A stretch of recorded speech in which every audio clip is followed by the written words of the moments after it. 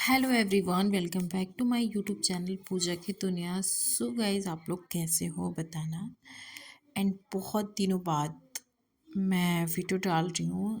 Actually ये video कम से कम 1 month पहले की है, जब मैं अपने मायके जा रही थी और ये सारी पैकिंग मैंने कर ली थी। एंड उसके बाद सेम डे का, यानी कि उस दिन का है जिस दिन हम निकलने वाले थे। एंड मैं रेडी हो चुकी थी।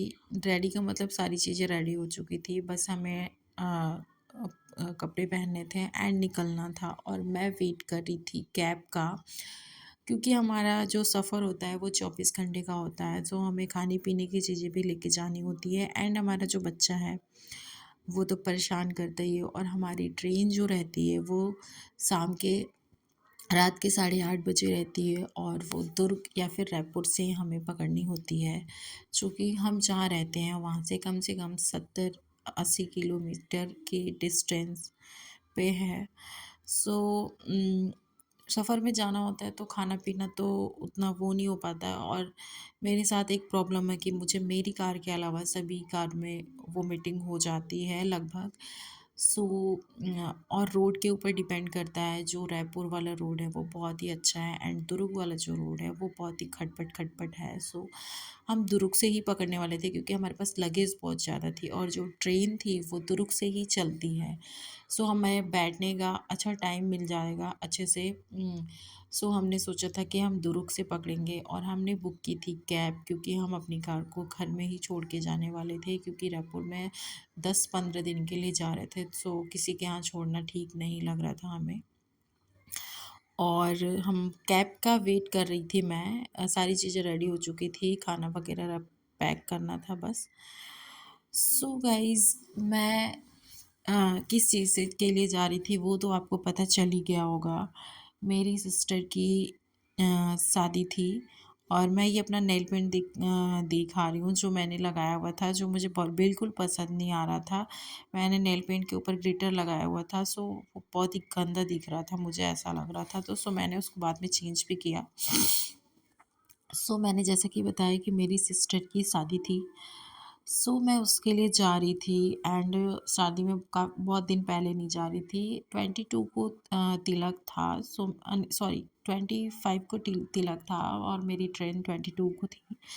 23 को मैं पहुंच जाती। एंड हमारा कुछ प्लान था, सो आपको ब्लॉग में आगे पता चलेगा। हम एक दिन पहले कहीं जाने वाले थे, और वो बहुत ही अच्छा सा छोटा सा ट्रिप था, 1 डे का ट्रिप था। एंड हमारा स्पेशल डे भी था।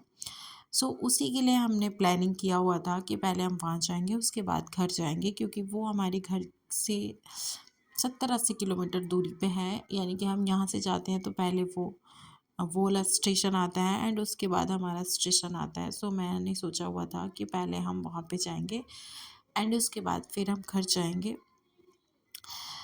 सो गाइज़, यहाँ पे मैं कुछ बोल रही थी, बट मुझे वॉइस ओवर करना पड़ा क्योंकि आगे पीछे बहुत सारी आवाज़ आ रही थी। सो आप लोग इग्नोर करना। एंड बहुत ही ज़्यादा एक्साइटमेंट थी शादी की। और आप लोग को मेरे फेस से दिख ही रहा होगा। एंड मैं रेडी वेडी हो चुकी थी, और ये हमारा लगेज था। एंड की 3, 4 एंड 5th, एंड एक मेरा पर्स लेके 6 हो जाता। खाना का लगेज लेके सॉरी 6 हो जाता। उधर से आते टाइम तो मतलब पूछना ही नहीं है कितना हो गया था। सो अभी जाने का देखते हैं। और वेट कर रहे थे हम कैब का। सो हमारी कैब भी आ चुकी थी, और हम भी पहुंच चुके हैं अपने स्टेशन, यानी कि दुर्ग स्टेशन। और मेरी जो हालत हुई थी वो मैं बता नहीं सकती हूँ। मैंने ऑलरेडी ज़्यादा कुछ खाया नहीं था, बट जो भी खाया हुआ था फ्रूट्स वगैरह, वो जो वोमिटिंग हुआ मुझे, जो वोमिटिंग हुआ, मतलब मैं एकदम मतलब पस्त हो गई थी। एंड रात में हमें ट्रेन मिली 8:30 बजे आती है हमारी ट्रेन। सो हम सो गए थे। एंड मॉर्निंग में मैंने कुछ कुछ क्लिप्स रिकॉर्ड की थी, क्योंकि टाइम पास करना बहुत ही मुश्किल हो जाता है, क्योंकि 24 घंटे का जो सफ़र होता है वो रात तो निकल जाता है, पर दिन में आप कितना ही सोओगे, क्या ही करोगे। सो हम फ्रूट्स वगैरह खा रहे थे, क्योंकि ट्रेन में खाना खा के काफ़ी देर तक बैठे रहना ज़्यादा ठीक नहीं लगता है। सो हम फ्रूट्स वगैरह ज़्यादा लेके गए थे एंड हम वो खा रहे थे एंड अब मैंने थोड़ी थोड़ी क्लिप शूट की एंड रास्ते शूट किए एंड रास्तों की क्लिप शूट किए एंड जैसे जैसे घर पास आता है, जैसे ट्रेन यूपी में घुसती है, अलग ही एक्साइटमेंट हो जाती है, अलग ही खुशी हो जाती है। कितना भी आप कहीं भी रह लो, पर हम जहाँ पे पैदा हुए हैं, जहाँ पे हमारे पेरेंट्स रहते हैं, वहाँ का लगाव अलग ही होता है। और वो खुशी जो जो रहता है, जो अपने पेरेंट्स से, अपने घर से काफ़ी दूर रहता है, उसको पता होगा। सो वही चीज़ मेरे साथ भी होता है और मैं हर बार जाती हूँ और हर बार जब भी वापस आती हूँ तो सेम चीज़ मेरे साथ होता है कि मैं जब रिटर्न होती हूँ तो मुझे ऐसा लगता है कि मेरी जैसे पहली विदाई हुई थी वैसे ही इस बार भी हो रही है। हर बार उतना ही दुख लगता है वापस आने में एंड उतनी ही खुशी होती है घर जाने की। सो गाइस, ये जो मैंने बहुत सारी एक दो रील्स भी बनाई थी, वो शायद इस ब्लॉग में आ चुकी है। और बहुत ही अच्छा लग रहा था। और अभी जो ठंडी का सीज़न है ना, ठंडी में यूपी में मतलब काफ़ी ठंडी होती है। इस बार तो ठंडी यहाँ पे भी उतनी ही हो रही है, बट अलग ही मज़ा होता है खाने पीने का। जो टेस्ट होता है वो यहाँ नहीं मिलता है वहाँ के खाने का। सो बहुत मज़ा आने वाला था। और ये जो बड़ा सा पुल पड़ता है, ये हर बार हम इसकी वीडियोस बनाते हैं और बहुत मज़ा आता है। एकदम ऊपर से जाती है ट्रेन गंगा जी के।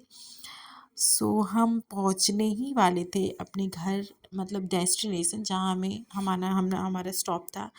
एंड आप लोग को स्टेशन देख के पता ही चल गया होगा कि हम कहाँ पहुँच गए थे। सो यस, हम गए थे बनारस, जो कि हमारे घर से बहुत ही पास है एंड इधर से काफ़ी दूर है। और मुझे हर बार बनारस जाने का मन होता है, बट हर बार पॉसिबल नहीं होता है। हमारे पास बहुत सारे लगेज होते हैं, सो उतरना और चढ़ना। बट इस बार हमारा पूरा प्लान था कि हम बनारस जाएंगे। और सच बताऊं तो बनारस आप जितनी बार घूमेंगे उतना और मन करेगा घूमने के लिए। सो हमारा जो अ, बनारस का घूमने का था वो एक दिन का ही था। नाइट में हम मतलब 4:30 बजे तो हमारी ट्रेन हमें छोड़ देती है, बट हम पहुँचते हमें 5-6 बज गया। और हमने ये होटल लिया हुआ था जो कि बहुत ही पास था कुदौलिया से। वहाँ से वॉकिंग डिस्टेंस पे हम दर्शन करने जा सकते थे। सो ये था। एंड हम रात में मतलब जो हमारा रूम है ये आप लोग देख सकते हो, बहुत ही काफ़ी सुंदर सा रूम था, सारी चीज़ें बहुत ही अच्छी थी। बट रात में सो ही जाना होता है, रूम का ज़्यादा वो नहीं होता है, बट बहुत अच्छा था रूम। फिर हमारे पास काफ़ी टाइम था तो सो हमने सोचा, आप लोग देख सकते हो कितना टाइम है हमारे पास, 4:30-5 बजे के करीब हम पहुँच गए थे। सो हमें लगी थी भूख, और बनारस जाओ और बनारस की बनारसी फूड को ना खाओ ऐसा पॉसिबल ही नहीं है। वहाँ का चाट, वहाँ की गुप्त, मतलब वहाँ का हर एक चीज़ का अलग ही टेस्ट होता है। सो हम पैदल ही निकल गए थे थोड़ा बहुत घूमने के लिए एंड हमने पी ठंडई। पिछली बार की ठंडई हमारी काफ़ी स्पेशल हो गई थी, सो हमने इस बार भी ठंडई पी और बहुत मज़ा आया। एंड ये आप लोग देख सकते हो, ये चौक तो सभी को पता होगा। एंड हम यहाँ पैदल पैदल आए थे तो हम आ गए तो जो चाट वाले भैया थे वो बोले कि आप लोग आ ही चुके हो तो आप शाम की आरती भी देख लो। बट हमने चाट वाट खाया एंड उसके बाद हम टहलते टहलते पहुंच गए थे आरती में। और किस्मत थी हमारी कि हमें वो आरती देखने का मौका मिला, शाम का, इवनिंग का। काफ़ी भीड़ थी बट आरती तो हर जगह से देख सकते हैं, सो हमने यहाँ से देखी थी आरती। और 45 मिनट की आरती होती है, 30, 35, 45, 40 तक की आरती होती है। वहाँ पे आप जब जाओगे तो वहाँ पे बहुत सारे लोग, हर जगह होता है, जो कुछ ब्रोकर जो गाइड होते हैं वो उन लोग बोलेंगे कि हम आपको स्पेशल चेयर देंगे ऊपर में बैठ के आरती देखने के लिए, यहाँ वहाँ ये वो 1 घंटे की आरती दिखाएंगे, 1.5 घंटे की आरती दिखाएंगे। बट एक अंकल थे, उन्होंने बोला कि 35 मिनट की आरती होती है तो आप 1.5 घंटा कैसे दिखाओगे। और वो जो आदमी थे वो वहीं लोकल बनारस के थे।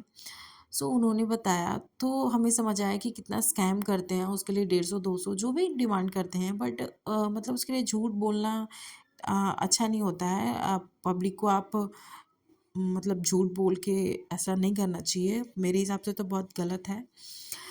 सो हमने यहाँ पे खड़े होके ही आरती एंजॉय किया और सच बताऊँ बहुत मज़ा आया, बहुत ही सुकून मिला मन को। और मैंने फर्स्ट टाइम लाइव गंगा आरती देखी थी। मैं बनारस के पास की ही हूँ, बट मैंने कभी बनारस नहीं घूमा, मतलब शादी से पहले। एंड शादी के बाद भी मैं एक बार गई थी जब हम अपनी कार से घर गए थे, तो वो बस मंदिर देव घूम के आ गए थे। सारनाथ मैंने घूमा है, बस बनारस नहीं घूमा था मैंने। सो मैं मुझे बहुत मन था कि मुझे बनारस घूमना है। एंड